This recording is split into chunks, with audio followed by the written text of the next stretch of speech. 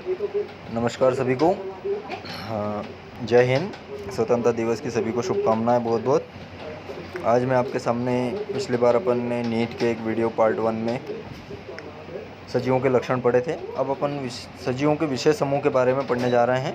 तो विशेष समूह वाला जो अपन टॉपिक आज से स्टार्ट कर रहे हैं ये है आपका कि ये विशेष समूह, सजीवों के विशेष समूह में अगर अपन बात करें तो विशेष रूप से बात की कि स्थिर अवस्था होती है, एक समस्थितिकता किसे कहते हैं। समस्थितिकता मतलब जैसे कि सारे निकाय जो रहते हैं स्थिर अवस्था में रहते हैं, उसको अपन क्या बोला जाता है, समस्थितिकता कहा जाता है। होम्योस्टेसिस भी नाम से आता है, इसको होम्योस्टेसिस कहा जाता है। अपन शरीर के ताप के आधार पर जीवों के समूह। अब शरीर का ताप क्या होता है, तो जीव विशेष समूह के होते हैं कि शरीर का ताप, कुछ जीव जो रहते हैं पानी में रहते हैं तो उनके शरीर का ताप कम होता है, कुछ जीव जो रहते हैं वो पृथ्वी पर रहते हैं उनके शरीर का ताप ज़्यादा रहता है। तो इस आधार पर दो प्रकार के प्राणी होते हैं, एक जो रहते हैं पॉइकिलोथर्मिक होते हैं और एक होते हैं होम्योथर्मिक होते हैं। पॉइकिलोथर्मिक मतलब जो शीत रक्तीय प्राणी जिसको कहा जाता है, जिनका ब्लड जो रहता है वो ठंडा होता है, जैसे कि सरीसृप, कीट आदि, और जिनके पास वातावरण में तापमान जो रहते हैं स्वतंत्र रूप से जंतु शरीर द्वारा नियंत्रित होता है, गर्म रक्तीय या कोल्ड क्या बोलते हैं वार्म ब्लडेड एनिमल भी कहा जाता है, जिसमें पक्षी, स्तनधारी ये सब आते हैं। तो दो प्रकार के होते हैं, रक्त के आधार पर या शरीर के ताप के आधार पर दो प्रकार के। कौन कौन से? पहला जो रहता है गर्म रक्तीय प्राणी, जिसको अपन होम्योथर्मिक ऑर्गेनिज्म कहा जाता है, गर्म रुधिर तापी बोला जाता है, और दूसरे जो रहते हैं पॉइकिलोथर्मिक या शीत रुधिर तापी कहा जाता है। अब लवण की मात्रा के आधार पर, वो लवण मतलब साल्ट, साल्ट मतलब खारापन। तो कुछ जीव जो रहते हैं वो खारी जगह पर रहते हैं तो अधिक ताप को सहन कर सकते हैं, उनको यूरी हेलाइन कहा जाता है ना।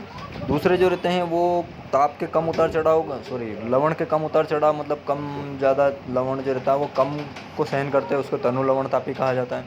ऐसे ही ताप की सहनशीलता के आधार पर जीव दो प्रकार के होते हैं। एक जो रहते हैं तापमान के उतार चढ़ाव को अधिक सहन करते हैं, उसको यूरीथर्मल, और जो कम सहन करते हैं उसको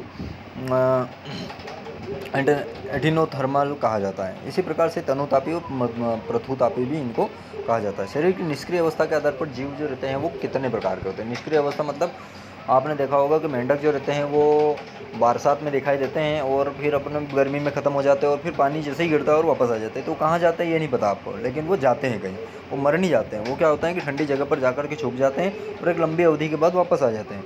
तो ऐसे जो ठंड के समय में निष्क्रिय रहते हैं उसको शीत निष्क्रिय प्राणी, और इस क्रिया को शीत निष्क्रियता कहा जाता है, हाइबरनेशन या शीत निष्क्रियता। इसमें मेंढक वगैरह आते हैं। ऐसे ही जो रहते हैं गर्म रक्तीय प्राणी होते हैं, जो गर्मी के तापमान को सहन नहीं कर पाते और कहीं ठंडी जगह पर छुप जाते हैं। इसको ग्रीष्म निष्क्रियता कहा जाता है, एस्टिवेशन कहा जाता है। इसमें मेंढक आता है, और ऊपर वाले में जो रहते हैं कुछ जो ठंडे ताप को सहन नहीं कर पाते, ऐसे जीव आते हैं। अब अपन बात करते हैं जैव विविधता। जैव विविधता, जैव मतलब जीव और विविधता मतलब अलग अलग प्रकार का। तो यहाँ पर वर्ड से डिफरेंट है कि अपने यहाँ पर अगर अपन बात करें टोटल तो हजारों लाखों की संख्या में जो रहते हैं वो जीव और पेड़ पौधे पाए जाते हैं। पेड़ पौधों में और अलग अलग प्रजातियाँ होती हैं जीवों की तुलना में। तो ये पृथ्वी पर अलग अलग प्रकार की विविधताएँ, मतलब अलग अलग प्रकार के जीव जंतु और पेड़ पौधों का पाया जाना ही क्या कहलाता है, जैव विविधता कहा जाता है। इसके अलावा पृथ्वी में भी रहते हैं बहुत सारे, वायु में भी रहते हैं बहुत सारे, जो रहते हैं वो आपके जल में रहते हैं बहुत सारे, जो रहते हैं वो ज़मीन के अंदर रहते हैं। तो ये अलग अलग प्रकार के जीव होते हैं, और इनकी जो विभिन्न प्रकार जो रहते हैं इसी के आधार पर इसको क्या कहा जाता है, जैव विविधता कहा जाता है। अब अपन बात करते हैं, अगला टॉपिक लेते हैं, नीड ऑफ क्लासिफिकेशन। क्लासिफिकेशन की आवश्यकता क्यों पड़ती है। क्लासिफिकेशन की आवश्यकता अपन बहुत एक सामान्य उदाहरण से समझ सकते हैं कि मान लो कि आप एक स्कूल में पढ़ रहे हो और संभवतः उस स्कूल में मान लो 500 बच्चे हैं। मान लो कि आपका नाम जो रहे वो राजेश है, और आपके पिताजी मिलने आए आपसे और बोले राजेश को बुला दो। तब वो स्कूल वाले पूछेंगे कौन सा राजेश, तो फिर पिताजी बोले 5वीं कक्षा का या 11वीं कक्षा का राजेश। अच्छा, 11वीं कक्षा में राजेश के पिताजी का नाम बताओ, तो बोले कि राजेश सेवाराम नाम बता दिया उन्होंने। ठीक है, कौन सा सेक्शन है, सब्जेक्ट क्या है 11वीं में, तो बोले बायोलॉजी है कि केमिस्ट्री मैथ्स है कि आर्ट है, तो वो बोलेंगे बायोलॉजी। बायोलॉजी में हिंदी मीडियम इंग्लिश मीडियम, तो वो बोलेंगे इंग्लिश मीडियम। तो अब वो जा कर के इंग्लिश मीडियम के राजेश को बुलाएंगे। क्यों? हो सकता है राजेश नाम के 10 बच्चे और हो स्कूल में।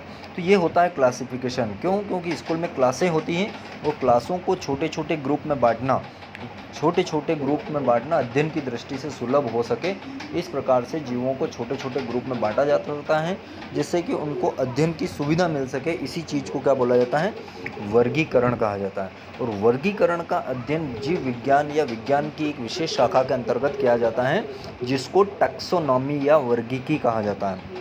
वर्ड लिखें आप कि वर्गीकरण का अध्ययन करने वाले विज्ञान की शाखा कौन है, वर्गीकी या टैक्सोनॉमी।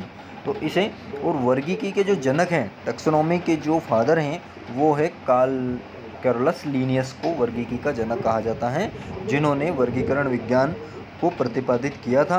अब वर्गीकरण विज्ञान क्या होता है ये मैं आपको अगले वीडियो में लेकर आऊँगा। तब तक आप इसको तैयार करें, इसमें से जो आपको अच्छे वर्ड लगो हो उनको अपनी कॉपी में लिखें, ठीक है। वर्गीकी के अलग अलग भाग होते हैं, वो अपन अगले वीडियो में जानेंगे। Thank you.